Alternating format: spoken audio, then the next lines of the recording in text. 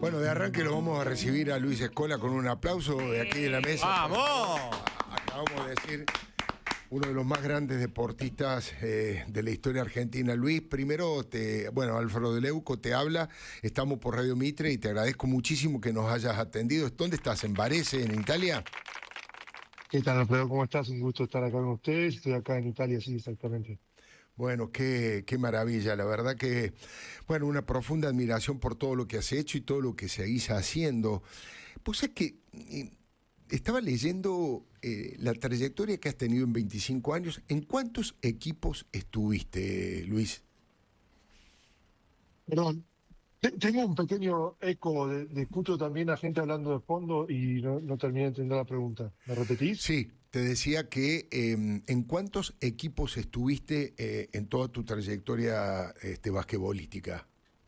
Y tendría que hacer la cuenta. El otro día me preguntaron y conté 6 países. Jugué Sí, en Argentina, sí. de la Argentina me fui a España, de España me fui a Estados Unidos, jugué un año en Canadá, en Toronto, y después me fui a China, estuve 2 años en China y terminé en Italia.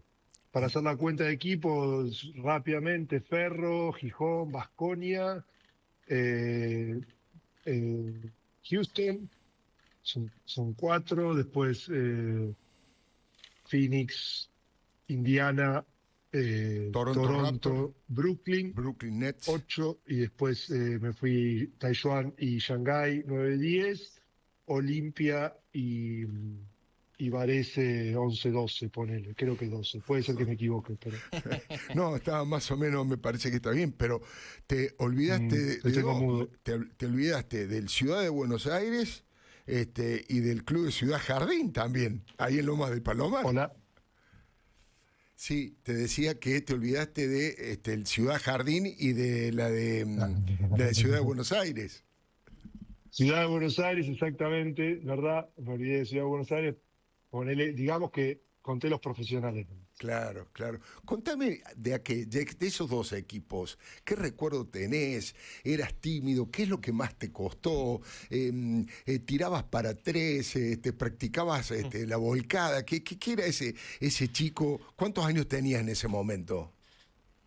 Bueno, estos equipos fueron en el transcurso de 27 años, o sea que yo empecé en el 95 como profesional y terminé en el 21, o sea que, bueno, 26 años para ser exactos.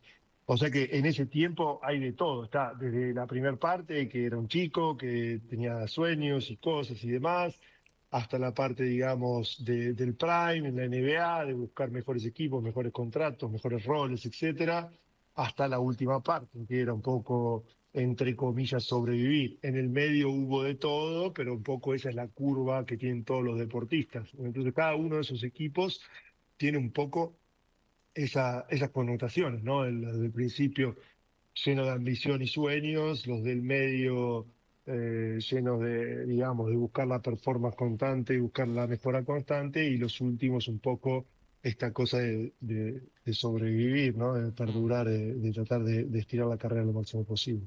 Aquellos que nos están siguiendo por YouTube, obviamente lo pueden ver a Luis Escola, allí desde Varese, Italia, porque está por Zoom en esta entrevista. Estuviste en Italia, estuviste en España, estuviste en China, estuviste en Canadá, en la NBA. ¿Aprendiste todos esos idiomas? ¿Cuál de esos idiomas hablas bien y cuál te costó más? ¿Y qué pasó con tus No, hijos? ¿Con tus hijos? ¿A qué colegio iban cuando iban cambiando de países? bueno, la primera parte aprendí, bueno, italiano hablo muy bien, Sí. inglés hablo muy bien y obviamente español, que es mi lengua madre, la hablo bien. En un momento aprendí chino, digamos, unas Mirá. 800.000 palabras, pero que suenan como muchas, pero la realidad es que no te llevan muy lejos. El chino es un idioma muy particular y la pronunciación del chino todavía más particular, y la realidad es que nunca tuve nivel como para poder, qué sé yo, por ahí podía pedir alguna indicación al taxista, o podía darle alguna, o pedir en el restaurante, o alguna que otra cosa básica de sobrevivencia nomás, pero siempre en contexto. Era muy difícil salir del contexto en el chino por el tema de la pronunciación, y además el idioma de ellos es particularmente difícil hablar sin contexto, es una universidad que tiene una estructura totalmente distinta a los demás. Y mis hijos, de todo un poco, porque yo primero me fui solo, Claro, después vino mi mujer a España, y mi primer hijo nació cuando yo estaba en España, pero él nació en Argentina, Tiago. sí. Y después a los 15 días vino, no, a los 15 días fui yo, que era Navidad, mi hijo nació en diciembre, a los 15 días fui a verlo, lo conocí 15 días después, y al tiempito vino y se quedó ya a vivir con nosotros, y después ya mi segundo hijo nació en España, ya no lo hicimos nacer en Argentina. Mi tercer hijo nació en Argentina, pero porque era justo en el receso, eran justo en las vacaciones, cayó en esa época, el 4 de julio, el Día de la Independencia Americana. Ah, Y mi último hijo nació en Houston, porque yo estaba jugando ahí, así que él es americano. Tengo un hijo italiano, perdón, tengo un hijo español, un hijo italiano y dos hijos argentinos. Después ajá. todos sacaron el pasaporte italiano, todos sacaron el pasaporte español, así que tenemos, y obviamente también el argentino.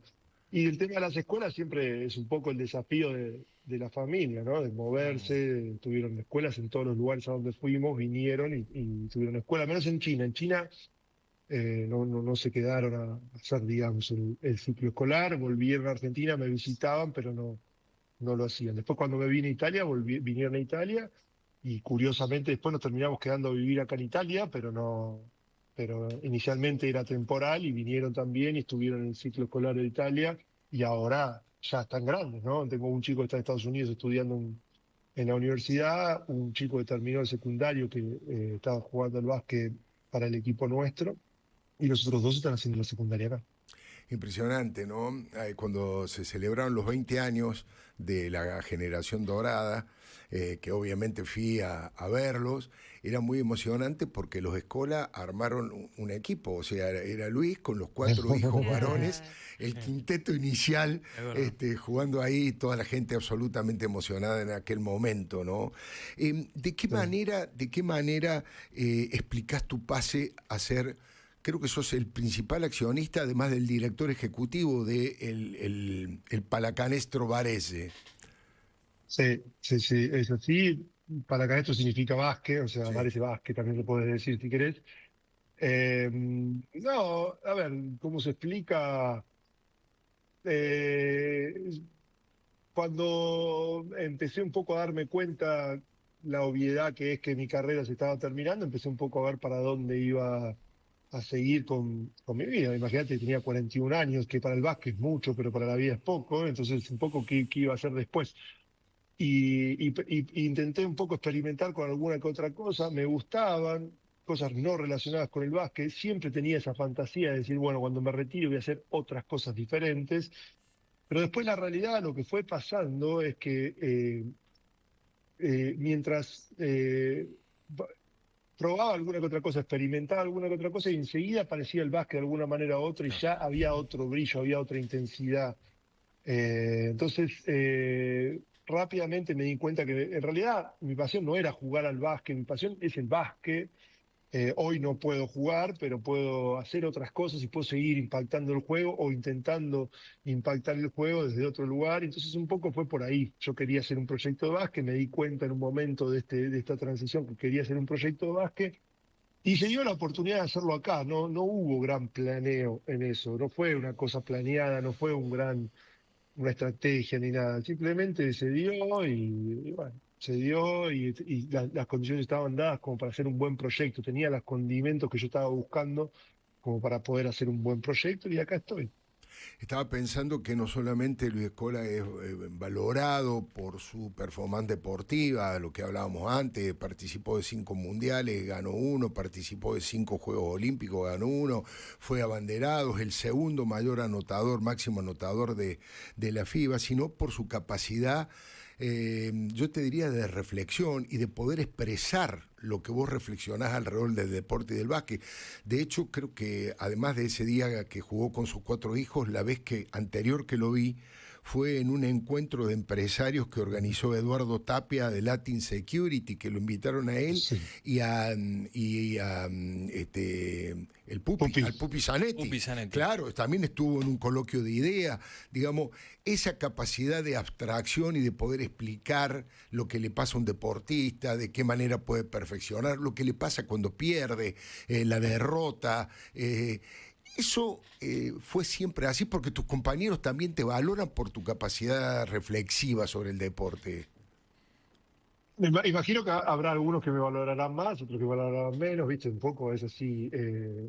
Mi histórico agente Claudio Villanueva siempre decía, nadie es dólar para que lo quiera todo el mundo. Es Entonces buena, habrá es buena. opiniones diversas, ¿no? Sí, Sí que es verdad que me gusta mucho prepararme, sí que es verdad que intento aportar valor, intento que las cosas que haga poder tener un cierto protagonismo y poder sumar, ¿no? Siempre quiero ser mejor y siempre quiero que en el proyecto en el que estar sea mejor que no esté. Esas son cosas importantes. Y eso es un poco el ABC 1 del básquet, ¿no? De ser importante en tu equipo, de, no sé, ser el mejor jugador, de ganar, de hacer la diferencia, de ser el líder. Todas esas cosas están un poco en nuestro ADN y las mantengo.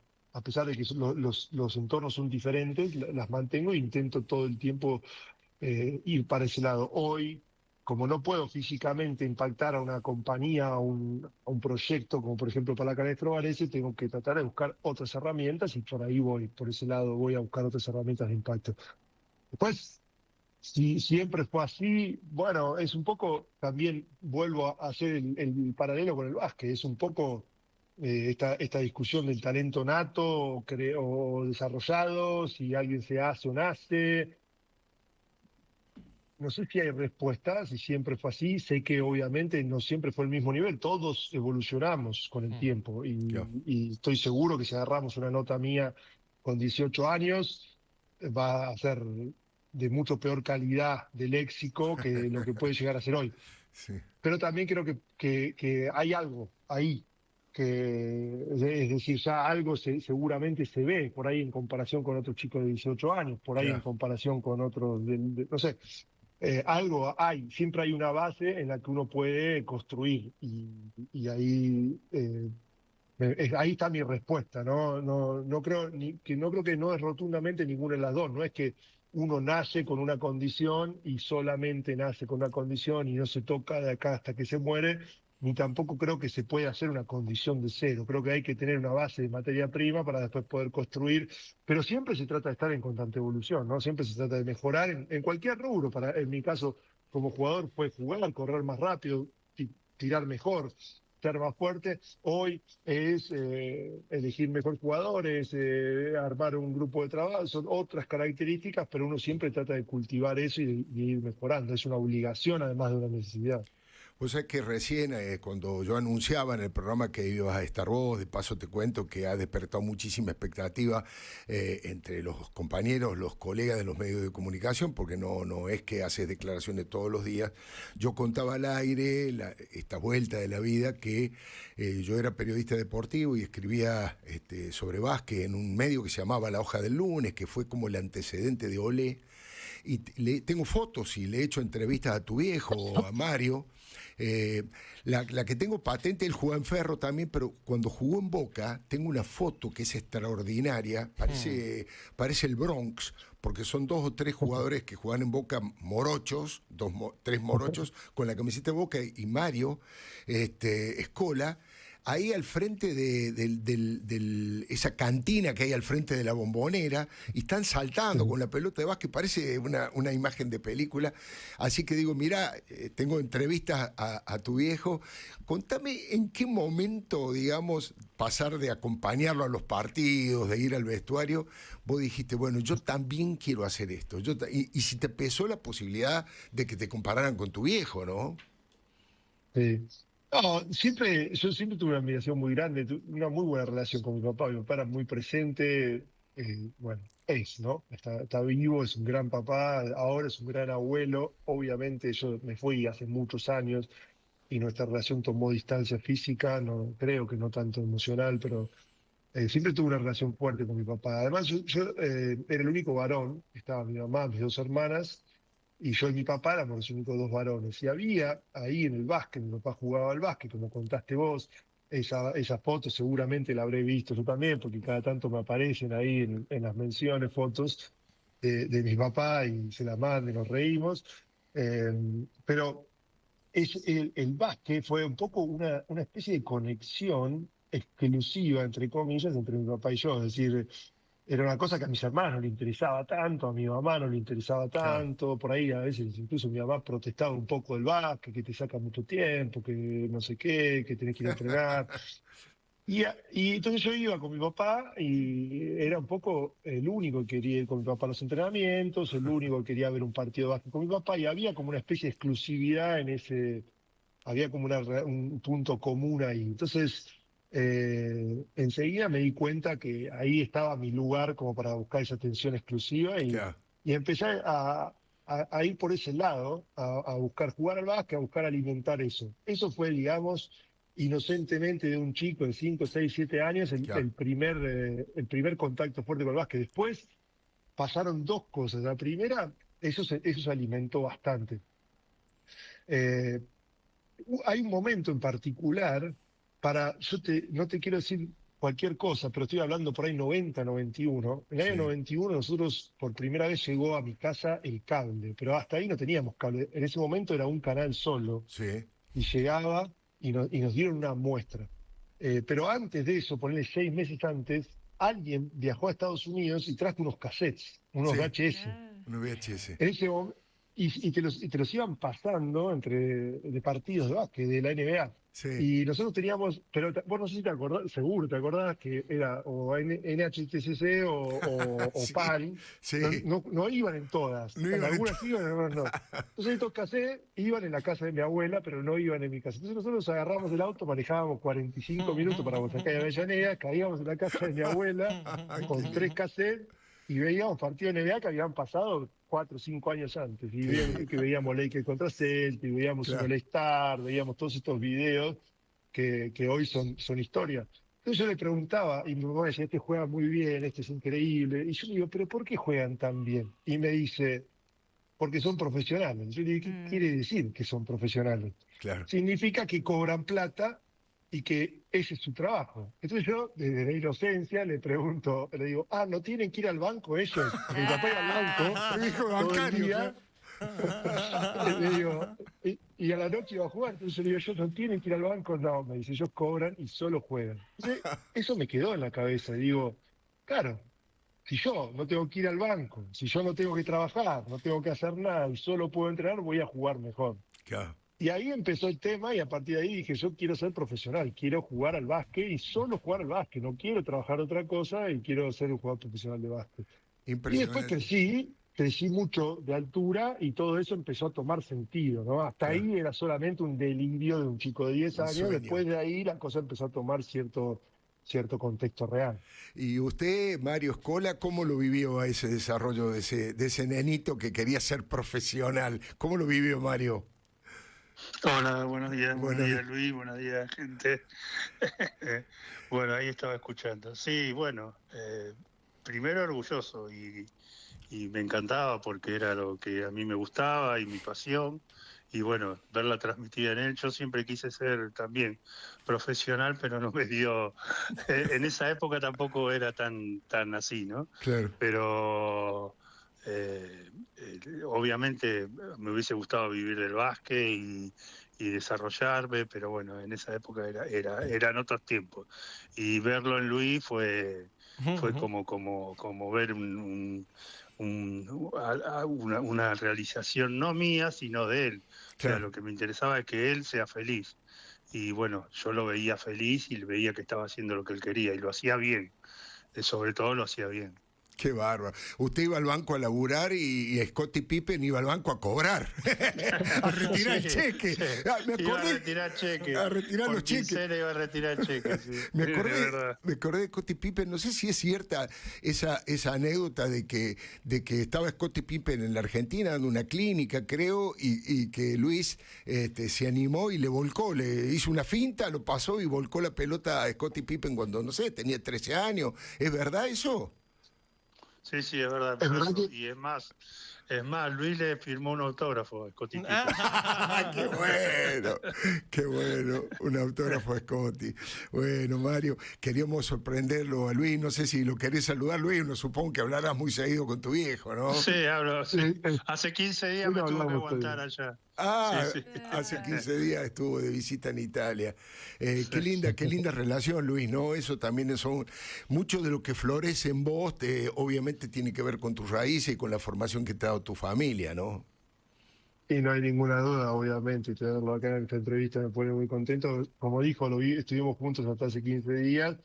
Y sí, y sobre todo un poco también cuando vas creciendo vas valorando un poco más eso, Claro, claro, ¿no? De claro. la relación con tu papá, por ahí, con tus hijos, empezás a valorar un poco empezás a entender un poco más Sí, lo empezás a que sufrir lo que significa. sufría yo. Claro, claro. Empezás a sufrir en carne propia lo que los hacía sufrir vos. Los miedos de los Exactamente. padres, ¿no? Pero usted, Los Mario, miedos, ¿qué obvio. tipo de miedo tenía? Porque en aquella época no había una ciudad tan peligrosa, ni ahora los padres tienen miedo que los chicos, la droga, la inseguridad. ¿Usted qué temores tenía? ¿Que se lesionara? ¿Cuáles eran los temores como padre? No, no, sí, temores como todos, con nuestras hijas y con nuestros hijos. En esa época ya empezaba a haber un poco de inseguridad. Claro, Nosotros vivíamos en el Martín Coronado, en Gran Buenos Aires, y alguna inseguridad se vivía. Entonces uno tenía un poco de miedo cada vez que salían. Ellos llegaban tarde de entrenamiento, mis hijas jugaban al vóley, claro, estudiaban. Luis llegaba tarde, entonces sí, siempre tuvo miedo, siempre tuvimos miedo. Y ahora el miedo se pasa a los nietos, ¿no? claro, Pero claro. sí, miedos, y miedos a que en el caso de Luis en particular, cuando se fue a vivir solo, obviamente, un chico joven, ir a vivir solo, Claro. profesionalmente, uno le da miedo. Pero bueno, Luis tenía muy claro lo que quería y gracias a Dios en el transcurso de los primeros años donde vivió solo ya nos dimos cuenta de que él fue a hacer algo y estaba obsesionado con hacer algo y lo hizo, Y lo recontra cumplió, ¿no? Y lo sin recontra desviarse, sí, sin y sin desviarse. desviarse. Mario, le agradezco muchísimo esta pequeña travesura No, que gracias hemos a hecho usted. para Luis. Gracias por participar de esto. Luis, bueno, se te nota en la cara, por suerte estás en Zoom y se te puede ver la felicidad en la cara, que es lo que queríamos lograr, ¿no? Acá Pablo Nova, que también, padre, siguió lo mismo del padre, porque es el hijo de Chico Novarro, y bueno, mi hijo también siguió, y era muy linda la frase esa que dijiste, que en realidad los chicos quieren hacer, en muchos casos, lo mismo de los padres, para estar más cerca y más tiempo con ellos, Claro. para estar más tiempo con los padres, ¿no? Claro. Pero Pablo, vos le querías hacer una pregunta y ahora le doy a Juan. Sí, sí, Luis querido, ¿cómo estás? No, me quedé pensando en lo que dijiste de cuando uno quiere ser profesional y en realidad por ahí la gran diferencia es que el profesional vuelve a jugar la semana que viene si perdió. Una vez vi una frase de motivación de Michael Jordan que decía: yo nunca perdí un partido, simplemente me quedé sin tiempo, decía él, ¿no? O sea, yo estoy motivado a que esta es mi vida y que voy a seguir a jugar. Esto que nos podés transmitir a lo mejor desde la motivación para los que por ahí sufrimos derrotas en la vida, no estrictamente en el deporte. Esto podemos aprender de los grandes deportistas que se levantan y siguen jugando, ¿no? En un deporte como el básquet, que es abismal. Claro. Entonces, ¿cómo manejás la motivación si es que el técnico importa en eso? ¿Cómo después de perder, después de una derrota, Claro. y esto podemos aplicarlo a la vida, ¿no? ¿Cómo levantarnos y seguir jugando? Bueno, yo creo que los técnicos sí ayudan, pero vos pensás que en 26 años tuve todo un abanico de técnicos de todo tipo, buenos, malos. Es decir, los técnicos son una parte. A veces son buenos, a veces son malos, a veces ayudan, a veces restan. Entonces vos tenés y esto es algo que siempre le decimos a los chicos, tenés que encontrar la vuelta para ir para adelante a pesar de las circunstancias y si tenés circunstancias a favor, todavía ir más rápido. Eso es una condición sine qua non. Vos no podés quedarte en las ayudas externas o en los problemas externos. Tenés que encontrar la manera de ir para adelante de la misma manera. Después, hay otra cosa clave, es entender un poco el fenómeno del concepto de las ganancias compuestas, ¿no? Por ejemplo, las finanzas, esto está muy entendido, que si vos generás un sistema en donde vos podés ahorrar una plata y lo ponés en algún lugar donde tengas ganancias compuestas, eso se va multiplicando de una manera, bueno, lo dijo Einstein, ¿no? Que entiende los intereses compuestos va a dominar el mundo. Y esto, en una manera mucho menos medible, pasa también en el deporte. Si vos te focalizás sobre el evento, ya sea un partido, un campeonato, una jugada, un cuarto o lo que sea, estás perdiendo el foco. Esto es un gran es un gran recorrido Bueno. de muchos años y la suma de todos esos eventos te va a ir llevando a donde vos tenés que ir. Y van a ir pasando un montón de cosas y siempre van a ser cosas buenas y cosas malas y sobre todo lo que va a pasar más veces es lo que está en el medio, ¿no? Si vos agarrás una campana de Deus, vas a ver, por ejemplo, imagínate, para hacer unos números así, una representación grotesca en números, vos tirás 20 tiros por partido, ¿cuántas veces vas a tirar 0 de 20? Muy pocas, casi ninguna. ¿Cuántas veces vas a tirar 20 de 20? Muy Claro. pocas, casi ninguna. Pero 8 de 20, 12 de 20, 9 de 20, 15 de 20, eso pasa un montón, eso es lo que está en el medio de esa campana de Deus. Y eso es tu promedio, eso es lo que sos vos. Y en ese camino, en esa línea que dibuja tu promedio, vos caes algunas veces de un lado y caes algunas veces del otro. Pero no sos ni uno ni el otro, simplemente vas dibujando una línea en el medio que va definiendo qué es lo que sos y a dónde llegás y dónde jugás y todo lo demás. Entender eso es un poco la versión deportista de los intereses compuestos, ¿no? De golpear la piedra, de seguir trabajando, de agarrar, y entender que por cada victoria increíble hay una derrota increíble, por cada partido extraordinario hay un partido horrible, y todas estas cosas son todas partes, Claro. todos pasos de un gran camino. Es un poco avanzado, no le sale bien a todo el mundo y a los que le sale bien generalmente los reconocemos porque son los buenos. Hay otro video motivacional de Federer, que es muy bueno también, que él habla de los puntos y él dice, fui, no sé, el mejor del mundo, gané no sé cuántos Grand Slam, no sé qué, cuántos. Jugué, no me acuerdo cuántos dice, pero ponele que dijo, jugué 1000 puntos en mi vida, ¿sabés cuántos gané? Y todo el mundo se imagina que Roger Federer habrá ganado, no sé, el 80% de los puntos, el 75% de los puntos. Sin embargo, ganó el 50 y algo por ciento de los Claro. puntos. Es decir, perdió casi lo mismo que ganó, Qué siendo bárbaro. uno de los mejores de la historia. Entonces, si vos no sos capaz de entender eso y si vos sobre todo no sos capaz de tomar bien esa derrota, nunca vas a poder llegar a donde vos tenés que llegar. En el básquet en particular, es un deporte de muchos eventos. Pasan cosas todas las veces que vos vas en ataque, cada 20 segundos pasan cosas. Y del otro lado lo mismo. Entonces, por ejemplo, imagínate que vos sos un jugador que tira 41% de tiro de 3 puntos. La primera vez que vos podés tirar 41% son a los 100 tiros. Es Claro. decir, siempre hasta el tiro 99, vos estás o por arriba o por debajo del 41%. Pero es todo parte de las circunstancias. Eventualmente vos volvés a lo que sos y te acomodás en tu promedio. Entonces, a veces en ese ritmo vas a estar en 38 y a veces vas a estar en 44. Si vos en 44 te creés que sos 44, vas a tener una imagen distorsionada de lo que sos y cuando estás en 38 vas a entrar en una crisis que no tenés que entrar. Es todo parte de un gran proceso. Qué interesante. Esta capacidad de reflexión también lo ha hecho muy querible y muy valorado por sus compañeros y por el mundo del deporte, ¿no? Un poco, no se trata de carreras de 100 metros, sino de maratones de 42 kilómetros, ¿no? Una Y manera de no cansarse de tirar, tanto en la vida como en el deporte, de seguir tirando y tirando y tirando y Sí, seguir tirando. y además de ese promedio. Luis, una de las cosas, esta es tu capacidad de reflexión, para aquellos que no lo siguen directamente, Scola es un hombre duro, un hombre, ¿cuánto estás? 2 metros y pico, fuerte, de 2-6. 2 metros 6, de rasgos duros, difícil de emocionar, pero se le escaparon lágrimas el día que se retiró, el día que dejó la selección argentina de básquet. Fue realmente un hecho que nos conmovió a todos. Fue muy impresionante cuando el director técnico Sergio Hernández, el Oveja, lo sacó. Estaba ya, Argentina no había tenido un buen partido y estaba perdiendo con Australia, y lo sacó un poquito antes y fue muy emocionante que parte de lo que él ha cosechado, que se levantaron los periodistas, los árbitros, los rivales de Australia, los compañeros a aplaudirlo, toda la cancha aplaudiendo, y bueno, eso lo logró quebrar. ¿Qué te quedó de ese momento como reflexión, Luis? claudiqué un poco ahí. No pude.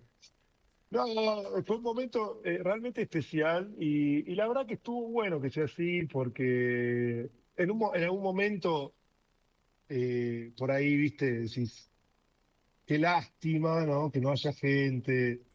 Pero la realidad es que fue mejor desde ese lugar porque fue más íntimo, fue distinto, es difícil de explicar porque el estadio de 20.000 personas vacío tiene una Profunda. cosa muy mágica, muy especial, muy íntima.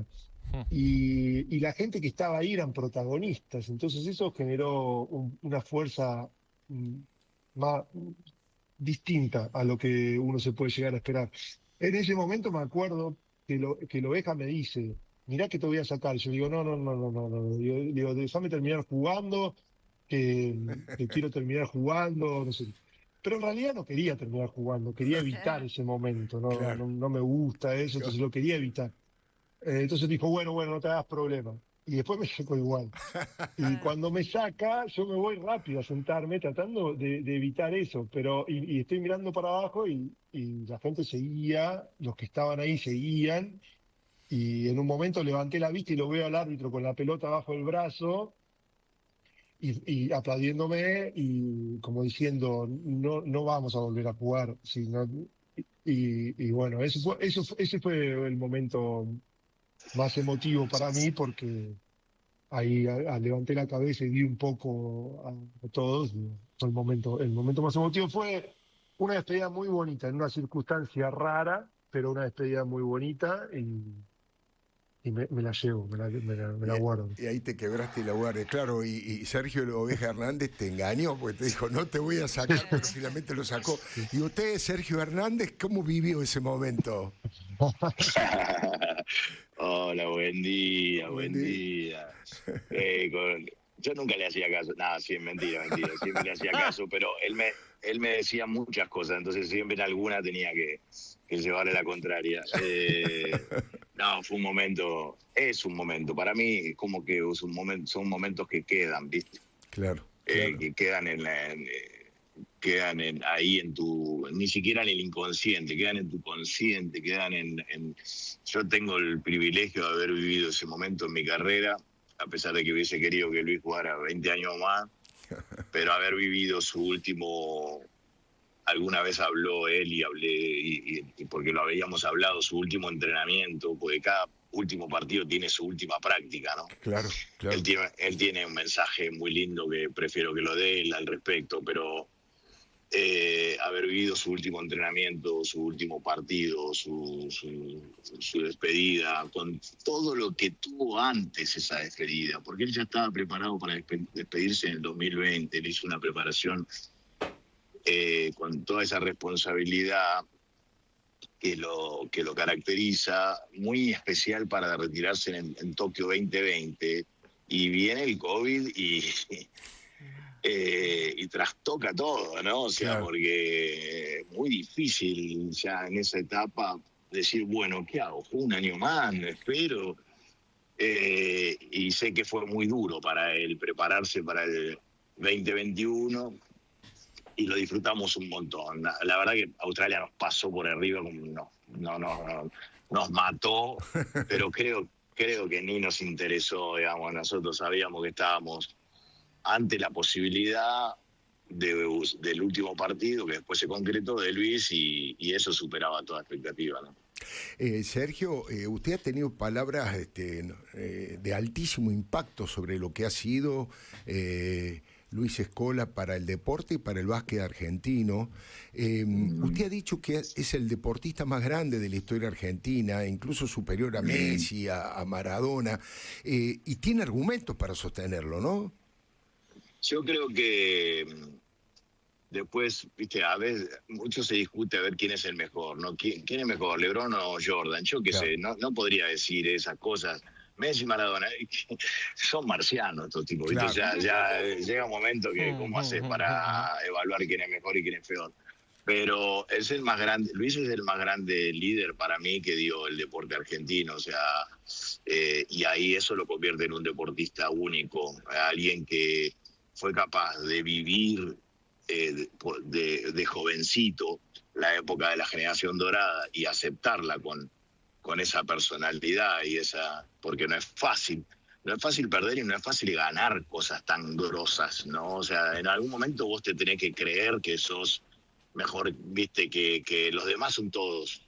Claro. Que los demás no saben hacer las cosas, ¿no?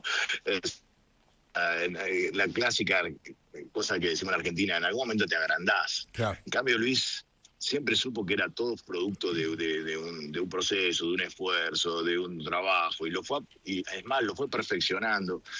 Y después, cuando la generación dorada ya no estaba más, cuando se fue desmembrando, cuando prácticamente desapareció, que fue en ese Mundial 2019 en China o 2021 en Tokio, él supo cómo trasladar ese legado, ¿no? De manera casi sin que nos demos cuenta todos, ¿no? De cómo trasladarnos, cómo ayudarnos a ser mejores, cómo ayudarnos a ganar después de ganar. Claro.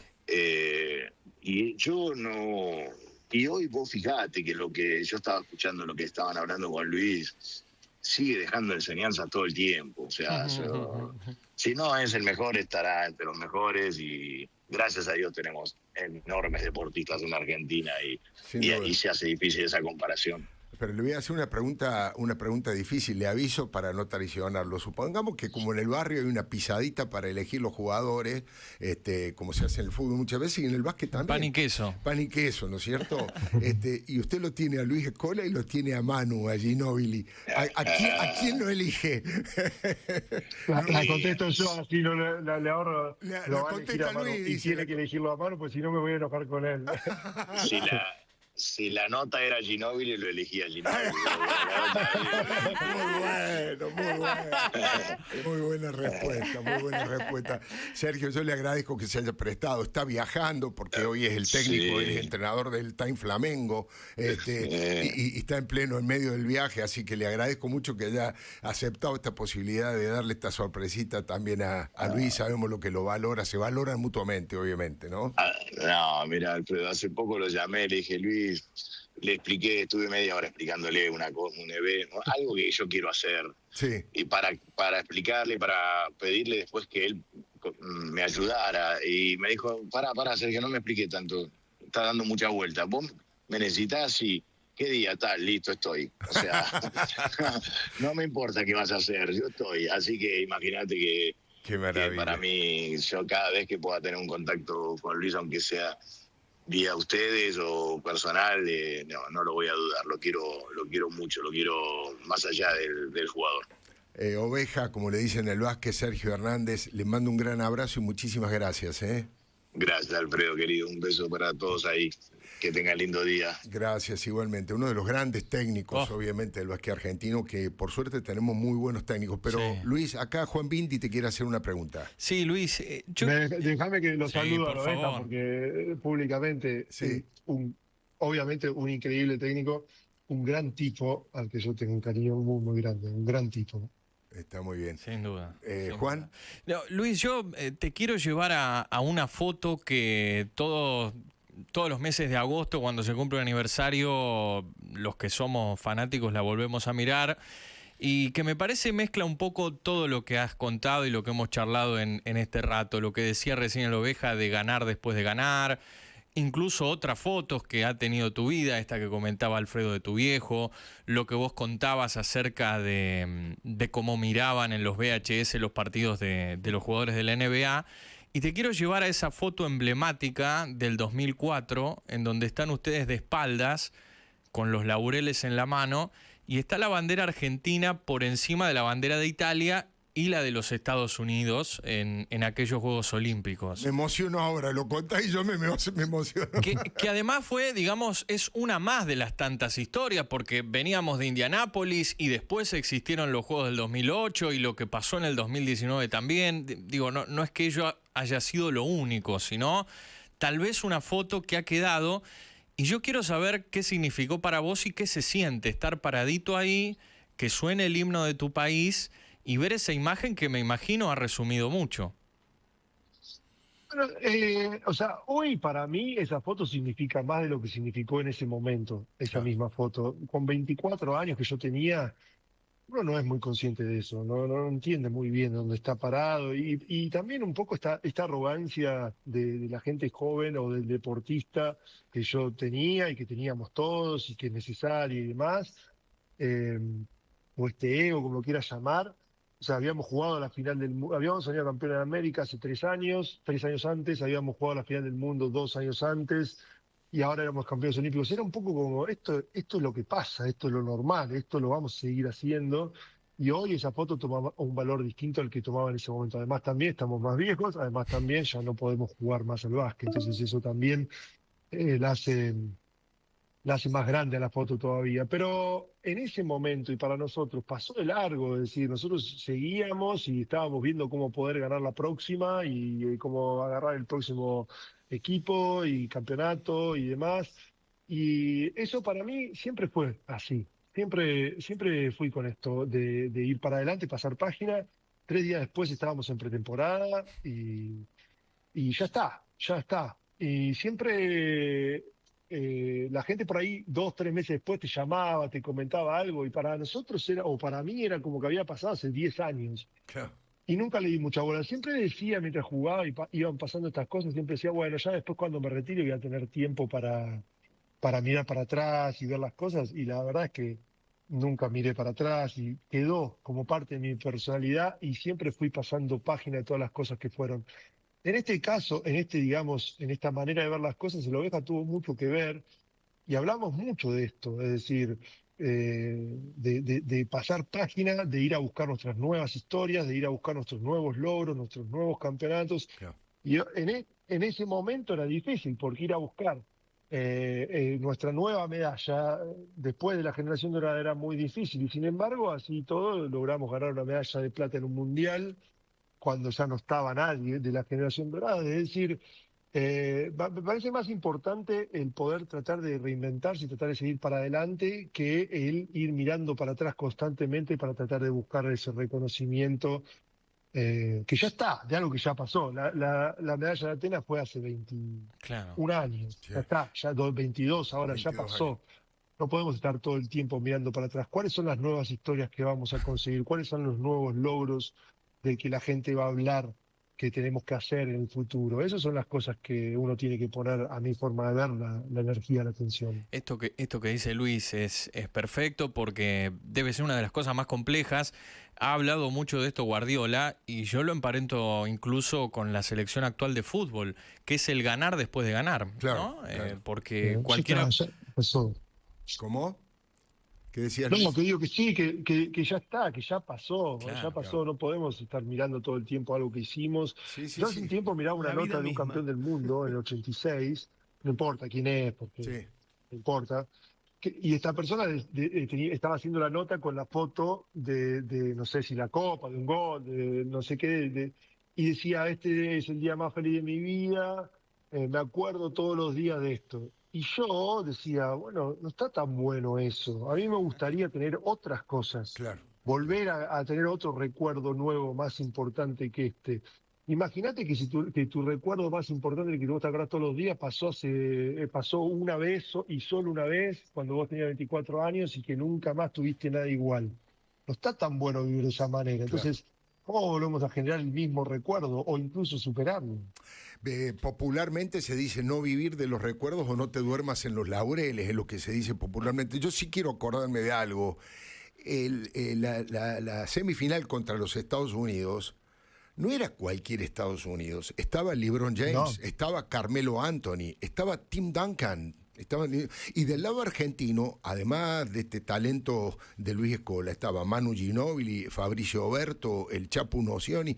Fue un encuentro de titanes, un encuentro verdaderamente de titanes, y para los que amamos el básquet, ese fue uno de los más grandes partidos de la historia que podemos ver, digamos, no para dormirse en los laureles, pero para recordar esos momentos de gloria, ¿no? Para hoy que está el clima así feo y nublado, esa victoria del equipo de Luis y compañía motivó un documental que se puede ver en Netflix, Sí. que grabaron en Estados Unidos, que se llama El Equipo Redentor, que es cómo Estados Unidos tuvo que reconstruirse a partir de ese partido y de esa derrota que fue histórica, fue verdaderamente histórica. Impresionante, Luis. Sí, Sí, y nosotros decimos, ¿por qué no hicimos nosotros el documental? Bueno. Y podríamos estar en Netflix ahora generando ganarse unos regalías mangos, y podrían ir al encima banco, que al banco de ganamos, nuevo. ellos nos llevan la regalía. Efectivamente.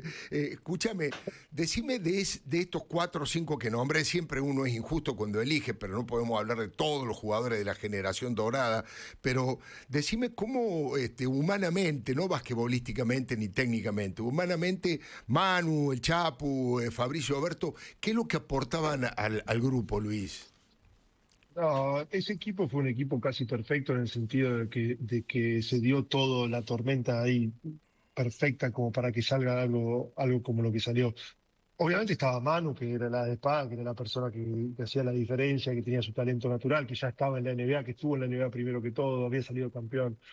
Pero estaba Chapu, que justo ese año se iba a la NBA, estaba Fabricio, que después se fue a la NBA, estaba Walter, que después se fue a la NBA, estaba Claro. Carlito El Pino, que después se fue a la NBA, también yo me fui a la NBA, es decir, teníamos de todo un poco. Fíjate que si vos agarrás, por ejemplo, no sé, 10 mejores jugadores de la historia del básquet argentino, es muy, muy probable que los 10 estén en ese equipo. Claro. Es muy, muy probable que los 10 estén en ese equipo. Entonces, que los 10 mejores jugadores de la historia, o 5 o 7, los que vos quieras, no nos vamos a pelear por eso ahora, pero un número de jugadores muy alto estén en el mismo equipo significa un poco de suerte, ¿no? Porque son contemporáneos. Es raro que pasen todos en las mismas. No solo eso, sino que además éramos de posiciones diferentes, porque había otros equipos que por ahí tenían 2 jugadores increíbles que jugaban en la misma posición Claro, y se canibalizan uno con el otro. claro. Y después también se dio en un contexto mundial del básquet particular, en el que Estados Unidos no terminaba de entender FIBA, Claro. España todavía era un poco joven, Serbia se había desarmado y los demás equipos estaban pasando una especie de transición. Entonces se abrió una pequeña ventana y nosotros nos encajamos justo ahí. Entonces se dio un poco todo y los jugadores cumplían un rol que otros jugadores no podían cumplir y fue un poco casi como perfecto, ¿no? Que después incluso nosotros mismos no pudimos repetir en el futuro. Claro, claro. Yo estaba pensando que también, no sé si compartís la opinión, fue como el primer gran resultado de un trabajo que hubo en la Argentina para llegar a la Liga Nacional, que lo hicieron entre otros, pero sobre todo León Nagnudel. Digamos, hubo como un upgrade, un crecimiento, diríamos literariamente, una metáfora que levantó el nivel de todo el básquet argentino y también coincidió con eso, Luis. Sí, León hizo algo que en ese momento, hay que poner a León en contexto, es decir, crear la Liga Nacional es una obviedad hoy, pero en ese momento no era una obviedad, era una cosa que tuvo que luchar, que no era fácil realizar, no era fácil convencer a la gente. Y bueno, él rompió esas barreras, esos límites y generó la Liga Nacional, y la Liga Nacional obviamente no se puede crecer sin Liga Nacional. Ningún país serio que juega al básquet no tiene Liga Nacional, con lo cual eso fue una cosa muy importante para nosotros. También hay que ser honestos, que yo creo que con el tema de la generación dorada hay también una cosa particular que pasó en contexto, que es un poco la crisis que nosotros tenemos en el 2000, que después definitivamente se pone en el 2001, que hace que todos los jugadores se vayan de Argentina. Claro. Un éxodo muy grande de 200 y pico de jugadores. Y el irte te genera un montón de cosas. Te genera, tu liga empeora, y de hecho eso fue lo que pasó. En esos años empeoró mucho la liga. Claro. Pero el irte te genera primero un instinto de supervivencia muy grande, súper necesario. Es decir, ya no estás más protegido por el sistema, ya no sos un jugador local, ya no sos el favorito de los hinchas, ya no están limitadas, por ejemplo, las plazas para que tengas que jugar con 8 argentinos y 2 extranjeros. Vas a un lugar en donde vos sos uno de los extranjeros y que si jugás mal viene otro y te reemplaza. Entonces ese instinto de supervivencia que genera, digamos, cuota de rendimiento mucho más alta. Nosotros tuvimos eso, tuvimos que irnos y sobrevivir. Maro se fue a Italia, Chapo se fue a España, yo me fui a España, Fabri se fue todos empezamos a irnos y a desarrollar nuestro... Y después también empezamos a competir contra los mejores. Claro. Y cuando competís contra los mejores, la primera vez te revientan, la segunda vez te revientan, la tercera vez te revientan, la cuarta vez decís, bueno, ya me cansé, vamos y jugamos. Y en un momento empezaste a jugar. Claro. Y cuando empezás a jugar, competís y te pones a la altura. Y eso nos permitió llevar toda esa selección al siguiente nivel. Esa selección, 11 de 12 jugadores estaban jugando en el extranjero. Claro, claro. Entonces, para nosotros competir con toda esa gente era cosa de todos los días. Y eso fue una cosa importante también. Para que una selección nacional esté fuerte, vos tenés que tener jugadores fuera, en las mejores ligas del mundo. Y después, para que tus jugadores lleguen a esa liga, vos tenés que tener una liga fuerte. Y para tener una liga fuerte, vos tenés que tener un sistema de desarrollo, es decir, todo lo que son las bases fuertes. Son todas, digamos, las escalas. Las de etapas, la pirámide. claro. Interesante, porque es muy parecido al fenómeno de la selección argentina de fútbol, con casi todos los jugadores jugando en el exterior. Es un muy buen aporte. Es un fenómeno de esa época, los jugadores como Luis que se formaron en los 90, los 2000. Si te fijás, hubo una explosión en el básquetbol, la Legión de tenis y hasta incluso los Pumas. Esa primera parte de los 2000 hay una explosión de, como dice Luis, muchos jugadores que un poco empujados y un poco para buscarse esa chance tuvieron que irse afuera y bueno, siempre el argentino que va afuera se hace fuerte, claro. Luis, no te quiero quitar demasiado tiempo, ya has sido sumamente generoso con nosotros. Contame una línea, ¿qué es Varese? ¿Cómo es la ciudad de Varese? Varese es una ciudad increíble al norte de Italia, muy cerca de la frontera con Suiza. De hecho, estamos a creo que 7 kilómetros de la frontera con Suiza. Estamos entre Lugano y Milano, a los pies de los Alpes, y en parte sobre la autopista 8, que es una autopista bastante famosa, porque es la autopista que une Milano con Suiza, que tiene mucha historia, ¿no? Desde la guerra, donde las grandes fortunas cruzaban para depositar sus fortunas en los seguros y privados bancos suizos, y hay mucha industria. Es una parte muy industrial toda esta, de todo lo que es la producción italiana. Y Varese es un poco el patio trasero de Milano, donde los ricos en su momento, hace mucho tiempo, tenían sus casas de fin de semana, y esas casas de fin de semana después se fueron convirtiendo en pequeños asentamientos que después se terminó siendo una ciudad y que hoy es lo que conocemos como Varese. Estamos a 25 minutos, 30 minutos de Milano, de la primera parte de Milano, la parte norte de Milano, y después un poco más del centro y de todo lo demás. Es un lugar muy bonito y además, en particular, Pallacanestro Varese es un equipo histórico de básquet que tiene 80 años de historia, que ganó 5 Euroligas sobre 10 finales jugadas, todas consecutivas. Es el único equipo que hizo eso. Así que tenemos un fanbase y una historia verdaderamente único. Luis, abrazo gigante, gracias por tu generosidad y gracias por todo lo que hiciste en el deporte y por todo lo que seguís haciendo, transmitiendo tus experiencias y tus reflexiones. Gracias de verdad, Escola. Bueno, gracias a ustedes por invitarme y gracias por las sorpresas muy bonitas. Les mando un beso enorme a mi papá y un beso enorme a la Oveja, que son dos genios y pilares fundamentales de mi vida y de mi carrera. Abrazo grande. Señores, un verdadero gusto, uno de los más, vamos a aplaudirlo, uno de los más grandes deportistas argentinos. Qué rápido que estuvo, cómo hizo la finta y salió por el otro lado jugando la Oveja. La Oveja,